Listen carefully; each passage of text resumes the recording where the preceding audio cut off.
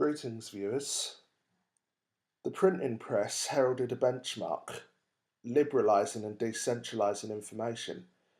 Little wonder then that the Protestant Revolution, as well as scientific and philosophical enlightenment, erupted once dissemination of knowledge fell out of the hands of the Vatican. Incremental steps began with a desire met for people to read the Bible in their native language, seen with their own eyes, verses not scribed by monks able to interpret scripture for themselves. Now, monk scribes can alter parts of the sacred text that possibly didn't sit well with them, controlling the discourse of divinity as they saw fit. Of course, the Vatican retaliated, such as the Inquisition, the imprisonment of Galileo for life due to his crime of rightly advocating that the earth orbits the sun. The internet has become the model equivalent of the printing press.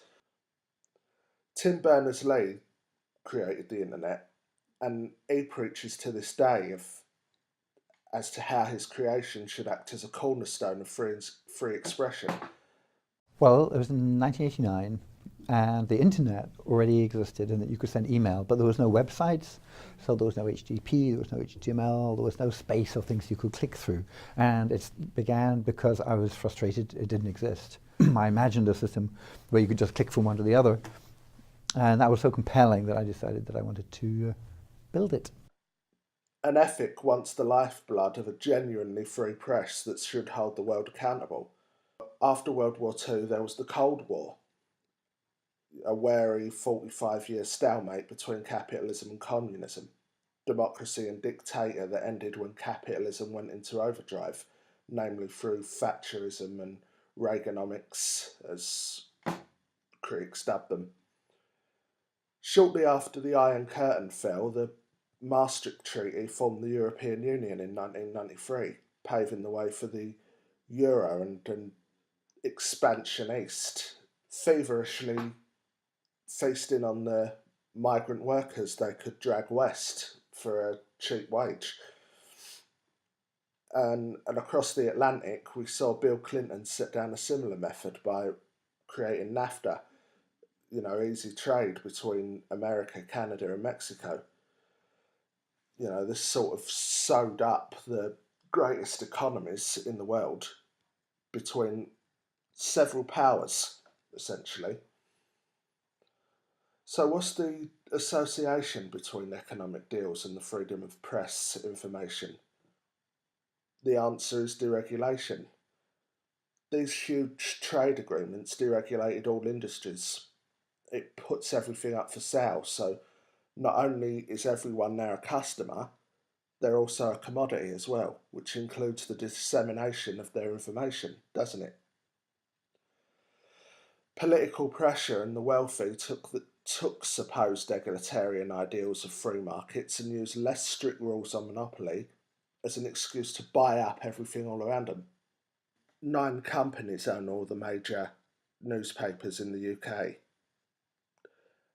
90% of the American media, and all of them are headed by powerful and wealthy individuals with their personal political biases. But the world began to take notice of the web at the close of the 20th century.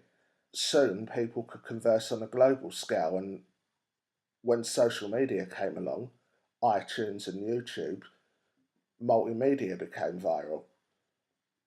This decade has left no stone unturned regarding people accessing whatever information they please, faster than anything half the presses ever could.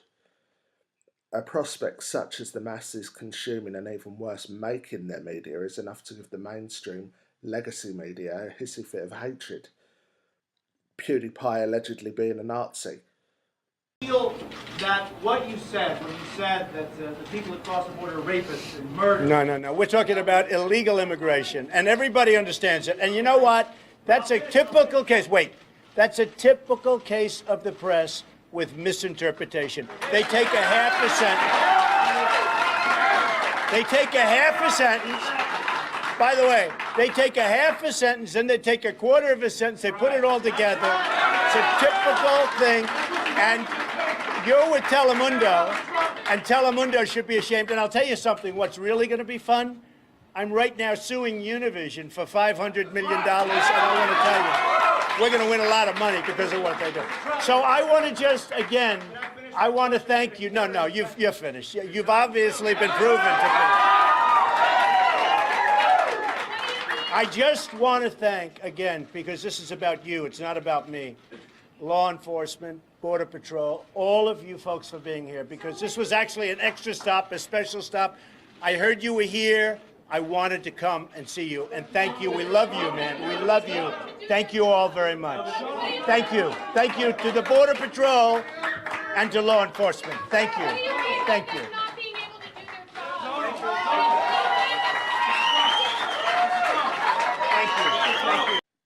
Wall Street Journal and other mainstream outlets pressuring advertisers to pull commercials from problematic videos. Legacy media, it never learns from the lesson of prohibition that it never works. Google is stronger than mainstream media, and as YouTube's owner, it needs to understand that it's reached a position where it should answer to no one. However, YouTube forms a fraction of Google's profits, so it can afford to neglect the platform and carry on with their profits growing. Although, hopefully, we're seeing that it could lead to a mistake because other platforms such as VidMe are arising. Supply evolves when demand is present. Advertising does not ring a death knell for independent creators making money either. Patreon, PayPal, Bitcoin wallets break through the commercial paywall mainstream media covets, although forces are conspiring to close ranks around Patreon and PayPal as well now. But we must remember that adaptation is the key to survival. If the mainstream media refuses to catch up, and despite the desperation of fake news furore, it trumps up constantly, Trump, pardon the pun. To quote Jeff Goldblum in Jurassic Park, life finds a way. So viewers, thanks for listening, and please remember to like, share and subscribe to my channel, and remember, if you roll your eyes too much, they might fall out of your head.